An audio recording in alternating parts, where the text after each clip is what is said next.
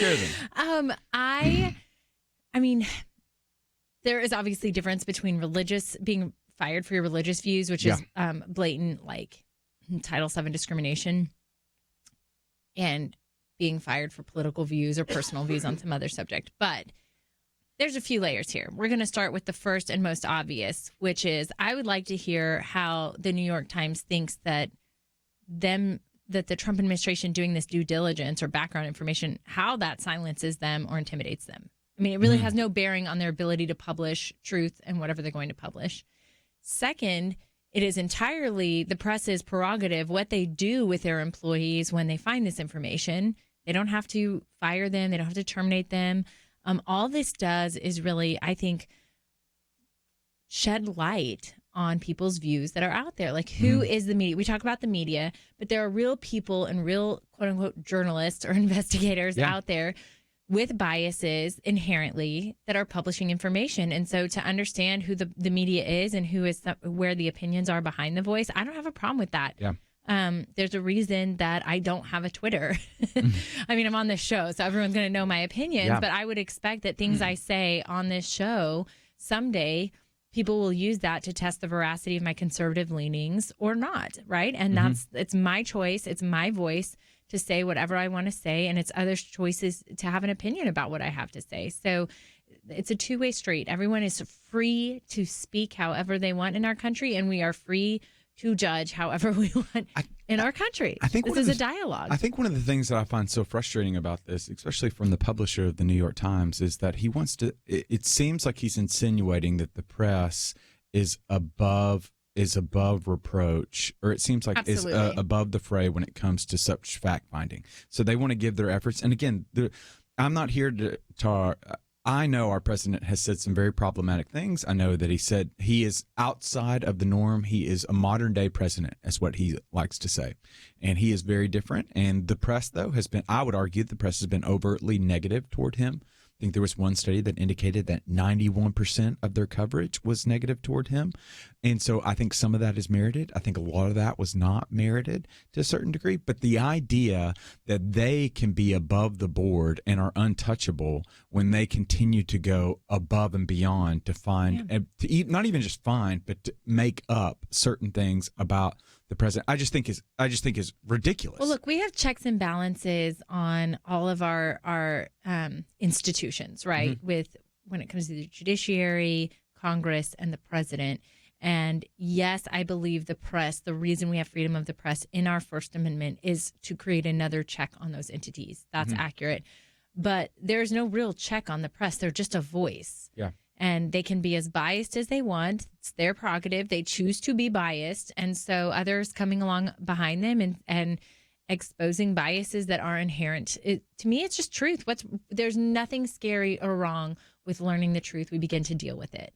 And people can choose which outlets they want to give their attention to, what they can choose which voices they want to listen to. But at the end of the day, this is definitely a two-way street. And, there's even a small example of this in pop culture that I'm going to bring up because I am a millennial. Okay.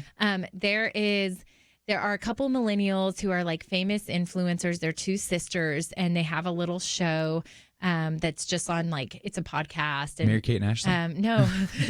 They basically, though. I think it's called like The Morning Toast. It doesn't matter. But the point is, when they were 16, they're like 10 years ago. They're 26 and like 29 now.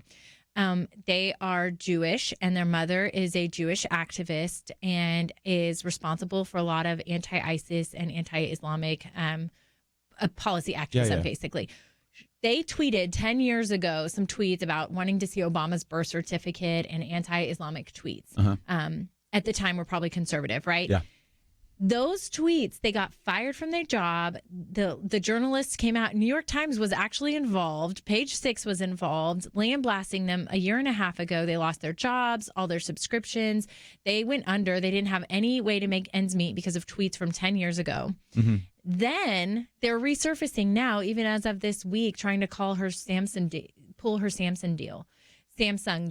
And they're looking at old tweets from these like teenagers, using them to punish them 10 years later and trying to make news out of it. So to me, It's just, you're all doing it. Yeah, okay. And how long does someone's past have to follow them? I mean, that's a good question in this day and age where it's all published material. Yeah. And what's so fascinating is that there is right now, currently an editor at the New York Times. He's on the politics desk, Tom Wright Piersanti, when Breitbart has published some comments that he made that were anti-Semitic. His offenses including some ancient tweets now deleted that he wrote during his college years that mocked Jews. In one tweet dated in January 1, 2010, Wright wrote, "I was going to a crappy Jew year, but one of the resolutions was to be less anti-Semitic." In another tweet back in 2009, he wrote, "Who called the Jew police?" next to a photo of a menorah.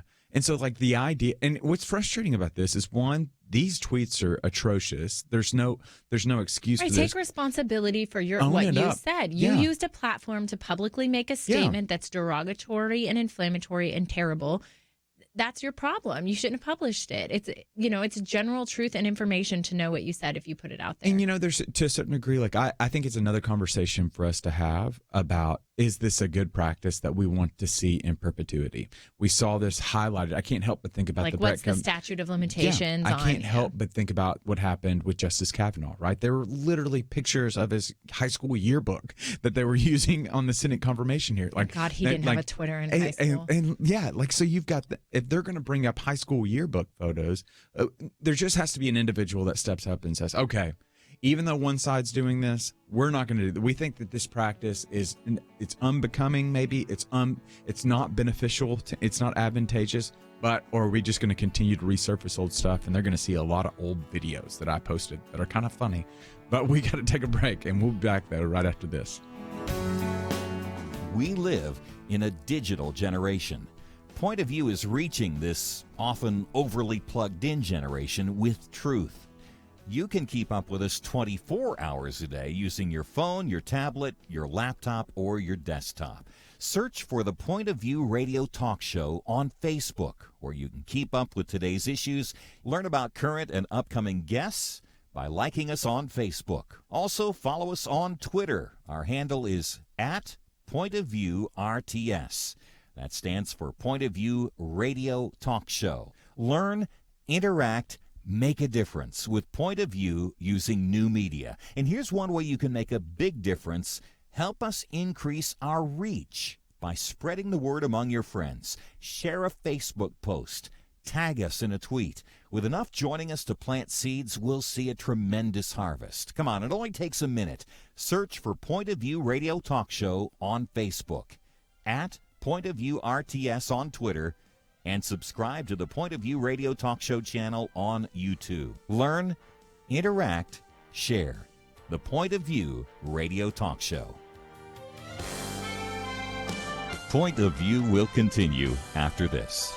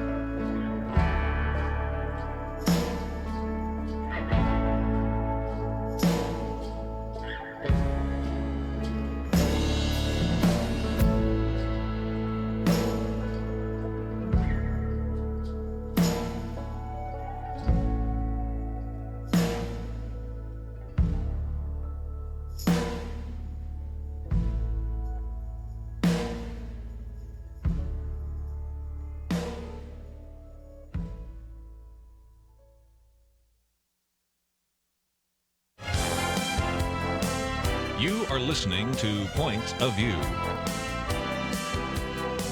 The opinions expressed on Point of View do not necessarily reflect the views of the management or staff of this station. And now, here again is Nick Pitts. Welcome back to Point of View. I'm your host, Nick Pitts. You know, sometimes we had Kyle Mann on yesterday, who's the editor-in-chief of the Babylon Bee. And what a good show. I'm sad I missed that. Yeah, so Chelsey and I guess last week we were exchanging back and forth some Babylon Bee, some of our favorite headlines. And it just reminds me, yesterday I was mentioning how I think it was Mark Twain that said, laughter is the greatest weapon we have for this harsh world. And so when we were last segment, obviously, we were talking about old tweets, and it just sprung up a conversation that we were having offline. And I told Chelsey, like, the vast majority of my time on Twitter is reading other people and retweeting really funny stuff. Yeah, I mean, Nick's Twitter has such good videos. I'm probably just going to get a Twitter just to watch the videos. So I don't try to take myself too seriously, because as the great Van Wilder said, that life is like a rocking chair.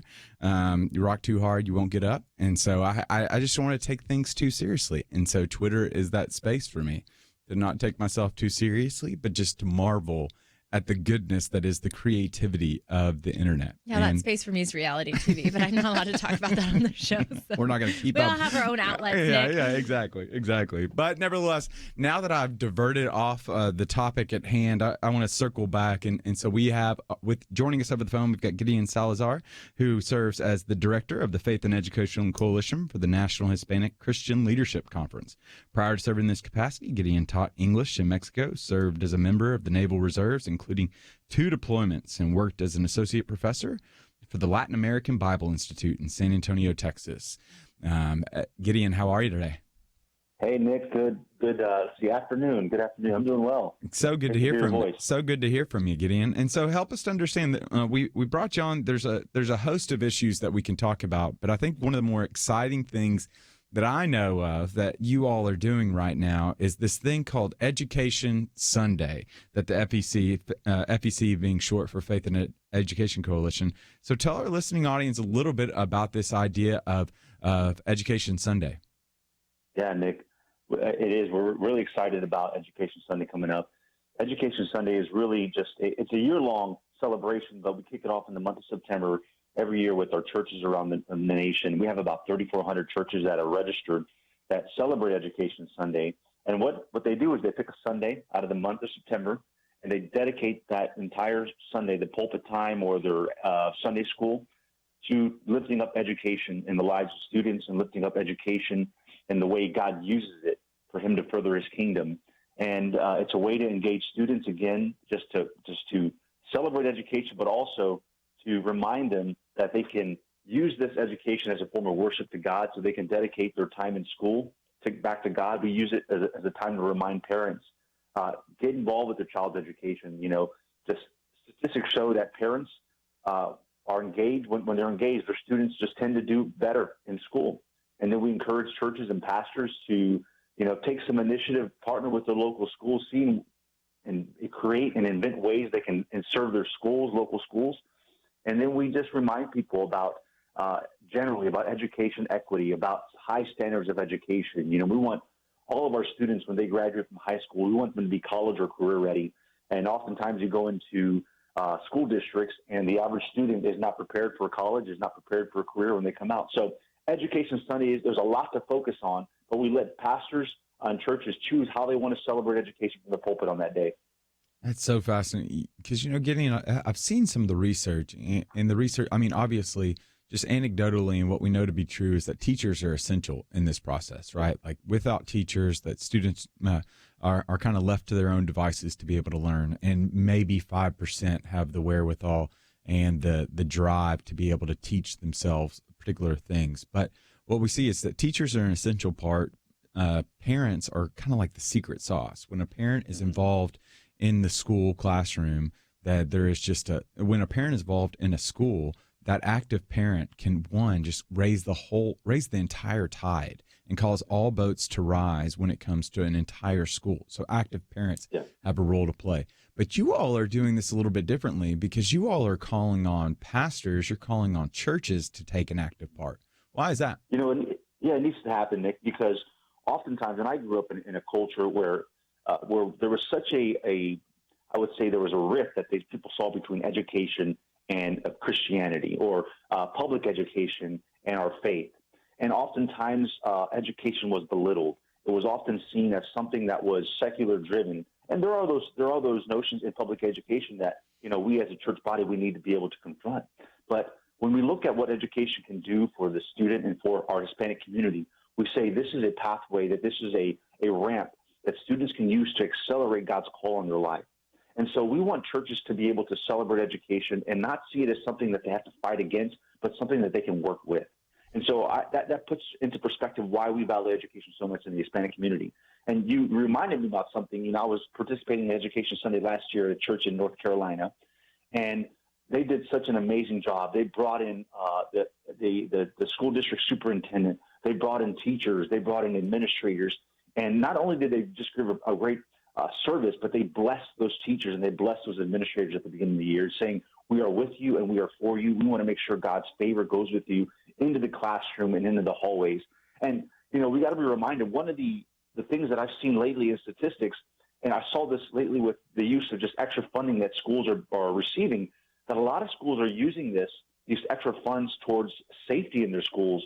We can speculate as to why. I think some of that has to do with some of the shooting sprees that have happened. Also just this, maybe a general fear that might be present in our schools. But we have to also just pray a covering over our students, that God would protect them throughout the school year, that they would not have anxieties and fears as they go into the classroom, as they're taking tests, but that they feel confident and that they feel that God is with them. That's phenomenal. And so what resources, or if any at all, does the Faith and Education Coalition provide for kind of some of these Education Sundays? Because if I'm a pastor listening, if I'm a lay minister that's listening right now, I'm thinking to myself, well, yeah, this just seems kind of obvious, but where do I even begin with this? Yeah, so if they go to www.faithandeducation.com and they look for the Education Sunday tab, they can find a host of resources that are there, sermon outlines, Bible study outlines, templates for how to plan your service. There's a couple worship songs there. And we also have, we're adding new resources every year. This year, we're going to be adding a resource, and I'm going to be putting up the link just later today on a resource that's actually geared towards pre-K kids, Wow. kids that are developing their minds. And so pastors and parents can begin to use these resources while they're at home and while they're planning their service. So we have a host of resources online at www.faithandeducation.com. That's absolutely phenomenal. So, Gideon, what are you anticipating for this upcoming year for the Faith and Education Coalition relative to this Education Sunday? What would you love to see come from this? Well, as always, we want to see students excited about education. It always brings me joy when, I meet a Hispanic student and they say, oh, I hear that you're working on your master's, or I hear you're working on your PhD or something. And they're excited about it. They don't see it as something that's, oh, I got to just get through this. I've got to just, go through this fire, but to see it as something that they really willingly want to go to. And additionally, I want to see just a year-long focus. I've seen pastors and churches throughout the school year, they'll ask students to drop their report cards in the offering bucket when the report card time comes around. And so we want to be able to see just a reminder from our churches and pastors throughout the school year. We've seen churches and pastors from an Education Sunday to be able to spin that off and maybe host a scholarship fundraising event midway through the year or towards the end of the year, so that they can bless their students at the end of the school year that are going to college and give them a $500 scholarship, give them a $1,000 scholarship. So there are so many things that pastors can dream up and innovate just from beginning just to think about Education Sunday and allowing God to really give them vision for the remaining of the year. That's phenomenal. And so for those that are listening, we've got to go to a break right now. You can find out more information on Gideon and the Faith and Education Coalition and more information on that Education Sunday that he's talking about at faithandeducation.com. And I think one of the things that I love about Gideon is just this, it really is, it's not them trying to take over your church, but provide you various resources so that you can tailor this Education Sunday to however best suits your congregation's needs as well as glorifies God. I trust this curriculum. I trust this material that he's put together. And so be sure to go check out faithandeducation.com, or you can go to the Point of View website at pointofview.net. We've got a link that's provided there. Or if you're watching on Facebook right now, know that we'll go ahead and put a link in that little box as well so that you can find out more information from there. But right now, we've got to take a break. But when we come back from the break, we're going to continue talking with Girien about some of the contemporary issues that are kind of populating the headlines today, as well as hear more from Point of View. But we've got to go to a break. But when we come back, more from Girien Salazar of the Faith and Education Coalition right after this.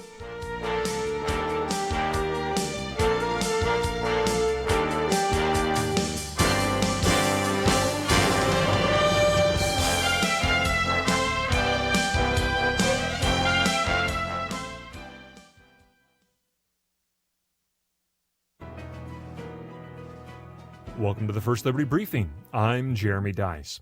Tim Gegline and Craig Ostin just released their new book, American Restoration. It's a critical examination of our time and place, recognizing the cultural battles our society faces and proposing common sense solutions to the problems Tim and Craig identify.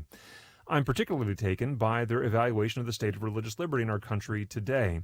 There's a recognition throughout the chapter that there's a clash between worldviews, and religious liberty seems to be losing ground. Their solution is simple, yet profound. If we are to restore religious liberty, we must engage, they say. We must be involved. This is a time for a historic flood tide of faithful men and women to get involved in the media, in the culture, and in public policy debates at the local, state, regional, and national levels, unquote. Well, that's both vitally true and should be obvious to any reader paying close attention. But here's the payoff. After calling for involvement at every level, they conclude, quote, "But in doing so, we cannot compromise the core beliefs of our faith if we are to successfully restore America's spiritual formation and God-given freedoms." Compromise erodes freedoms, and that is not less true in the battle for religious freedom.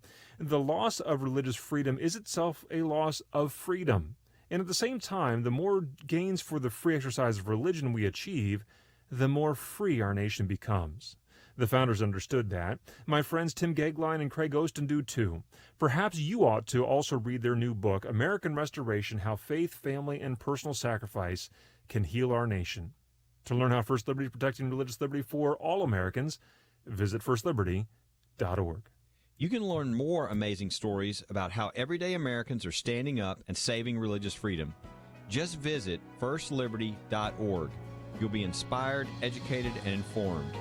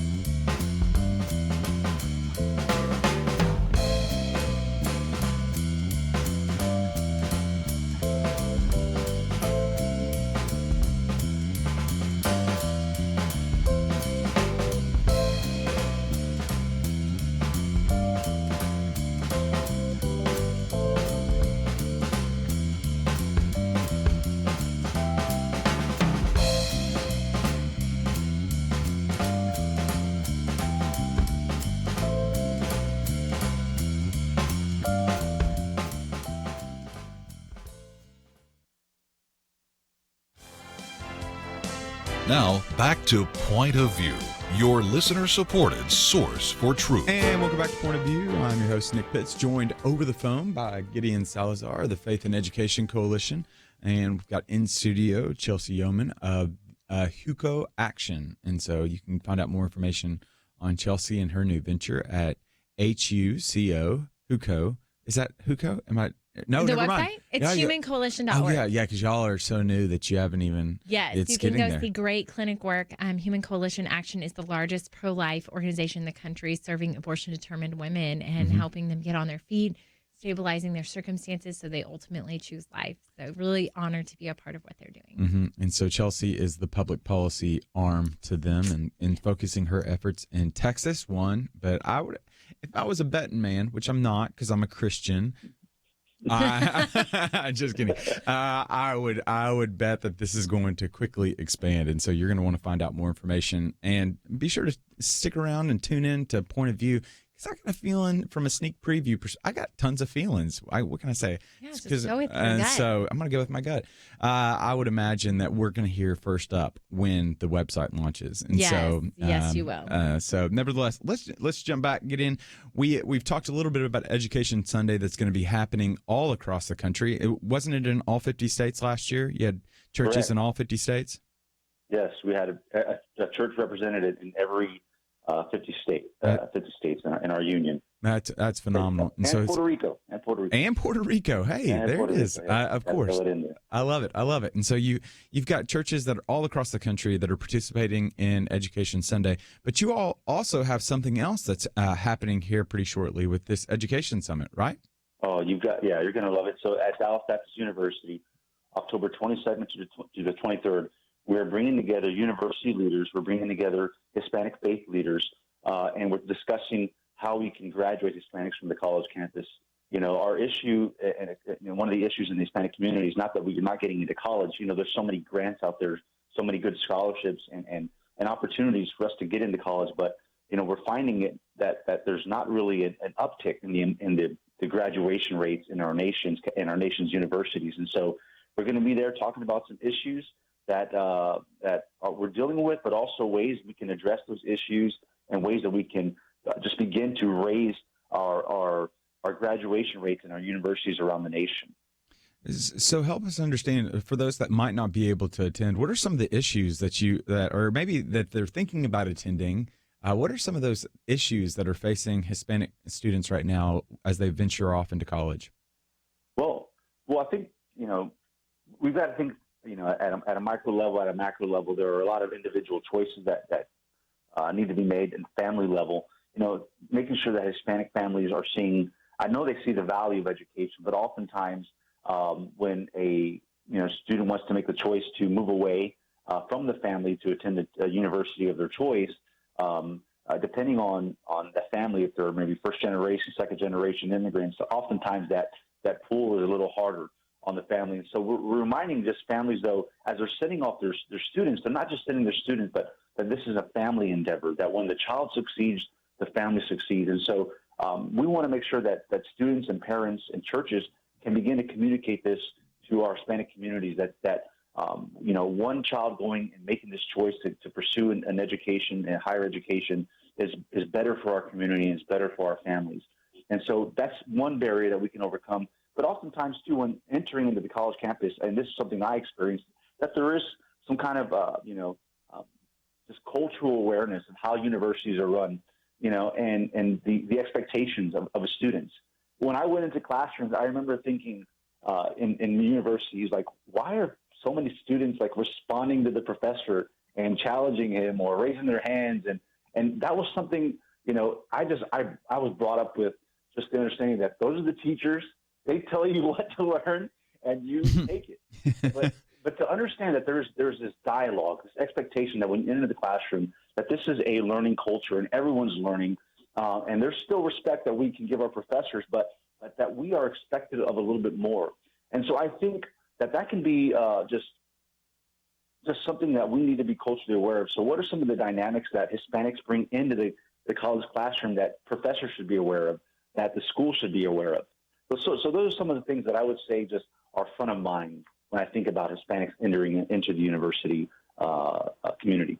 And again, this seems so fascinating. And again, one of the things that I've always, just because, disclosure, Gideon, I like to think of Gideon as a friend. I hope he thinks of me as a friend. Besides the fact that we day by day, totally, day by day. Besides his awful decisions when it comes to NBA basketball teams. Other than that, I like to think that we're friends.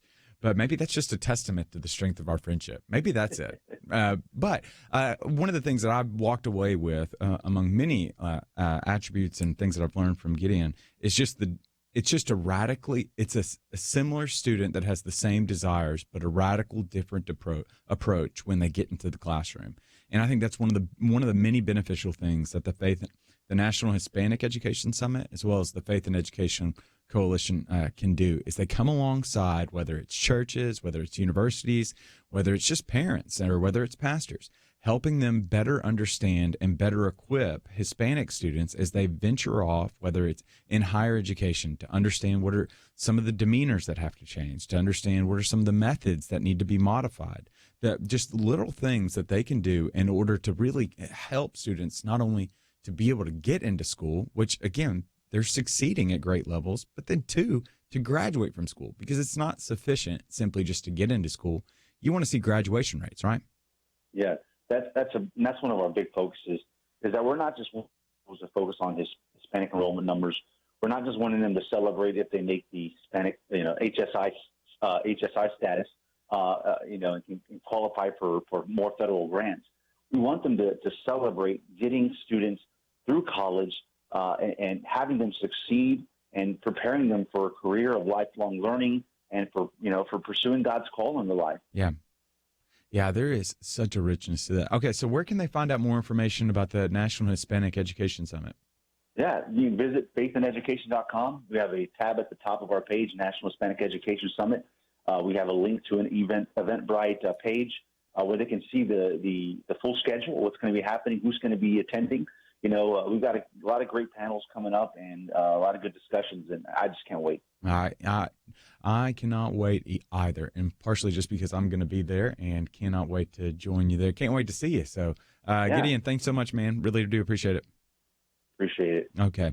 Well, we have got to go to a break right now, but Chelsey, it's about that time now, and so I let it off at the beginning of the show how incensed I was. I was frustrated to an nth degree about a particular survey that I saw out of the Wall Street Journal, NBC News, indicated that Americans' values are shifting. Primarily, they were looking at boomers when compared to millennials, and I was just very incensed because what the survey found was that millennials today do not value to the degree that boomers did when they were our age. They do not value patriotism, they do not value religion, and they do not value having children as much as we do. And so when we come back from the break, I'm going to be sharing with you all, and then Chelsey will probably be disagreeing with me, why I think so many of the opinions and the rationales as to why this could be are wrong. Like, I think that we're missing a main component here in the conversation as to why these values are shifting. It's not a school issue, I would say. It's not a political issue. It's not a friend issue. I think there's something so much deeper that has not been talked about. And the fact that there's the silence of it, I think, is indicative of how much we're missing it on this. And so you're going to have to stick around, though, because when we get back, we're going to talk about these shifting values. We'll be joined again by Chelsey, will be joining us in the second hour, as well as we'll have Jeremy Pruitt that's going to be joining us. But we've got to take Shane Pruitt, but we've got to take a break right now. But when we come back, more from Point of View.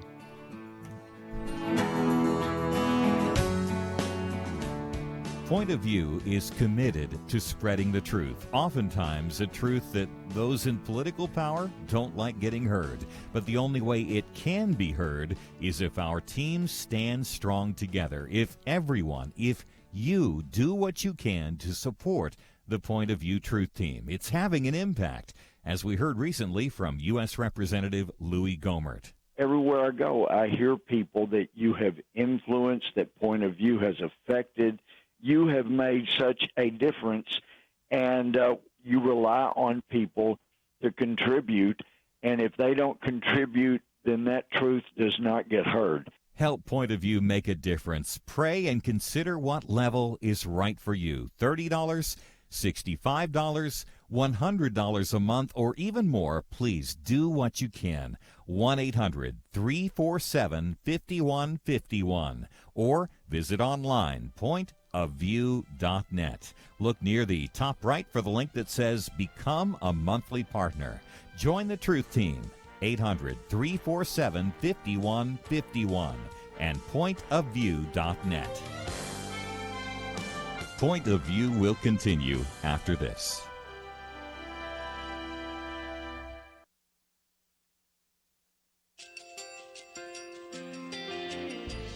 I just want to thank you so much for all the wonderful programming you have.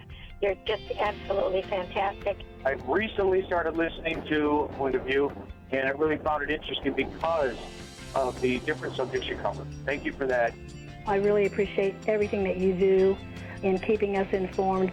Thank you, Kirby, for everything that you have been doing. I appreciate all the work that you're doing, advocating for the Word of God. Thank you so much. Point of View, I think, is absolutely necessary because it's a Christian perspective, a biblical worldview perspective, and